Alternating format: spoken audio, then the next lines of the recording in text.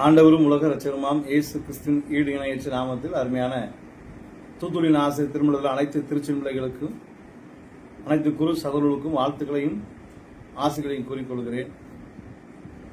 Reverend David Raj ஆகிய நான் சுப்பிரமணியபுரம் சேகரம் சகல பரிசுத்தவான்கள் ஆலயத்திலே கடந்த 2021 ஆண்டிலிருந்து இன்று வரை ஆண்டவர் ஊழியத்தை செய்ய ஆண்டு கிருபை செய்திருக்கிறார்.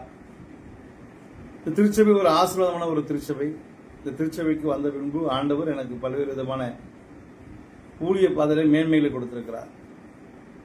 கடந்த 2021 ஆண்டு குருவானவருடைய பிரதிநிதியாக திருமண்டல செயற்குழு உறுப்பினராக பணியாற்ற ஆண்டவர் வாய்ப்பு கொடுத்தார்.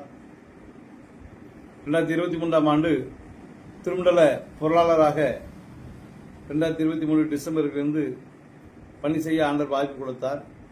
இப்படிப்பட்ட ஒரு ஆசீர்வாதமான திருச்சபை. ஆனால் இதை சோதங்கொமரா திருச்சபைக்கு ஒப்பிட்டு பேசுவது மிக மிக வருத்தத்துக்கு ஒரு காரியமாகும். கடந்த 1/6/2025 ஞாயிறு அன்று சுப்பிரமணியபுரம் சகல பரிசுத்தவான்கள் ஆலயத்திற்கு பன்னீர்களும் செய்திருந்து பணியை மாறுதல் பெற்று வந்ததாக சொல்லிய ரெவரண்ட் ஆனந்தையா அவர்கள் உங்களிடம் மக்களிடம் பேசும்போதும் ரொம்ப எங்கள் யூடியூப் சேனலுக்கு போன் காலில் பேட்டி கொடுத்திருக்கும் போதும் ஒரு விஷயத்தை திரும்ப திரும்ப சொல்றாங்க. சுப்பிரமணியபுரம் குருவானவரிடம் காலியான இடம், இந்த ஐயா சஸ்பெண்ட் பண்ணப்பட்டவங்க, எனவே தான் நிர்வாகம் நீங்க அனுப்பியிருக்குன்னு சொல்றாங்க. இதன் வழியாக நான் அனைத்து மக்களுக்கும் தெரிவித்துக் கொள்ளக்கூடிய ஒரு காரியம் என்னவென்று சொன்னால், எந்த விதமான பணிகளை நீக்க கடிதம் என்னுடைய மெயிலுக்கோ அக்னாலஜ்மெண்ட் கார்டோ என்னுடைய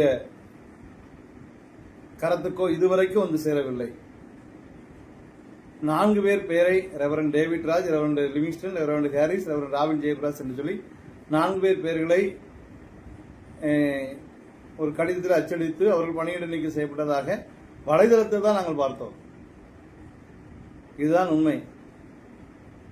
ஐயா அவர்கள் உண்மைக்கு புறமாக ஐயாவுக்கு அக்னாலஜ்மெண்ட் வச்சு அனுப்பியிருப்பாங்க, மெயில் அனுப்பிப்பான்னு சொல்றாங்க. அப்படி மெயில் அனுப்பியிருந்தா ஐயா அந்த திருமண்டலத்தில் போய் கேட்டு அந்த மெயில் ஐடியோட கூட அனுப்பப்பட்ட தேதியோடு கூட என்ன செய்யலாம், பத்திரிகைக்கு சேனல்களுக்கு அதை வெளியிடலாமே.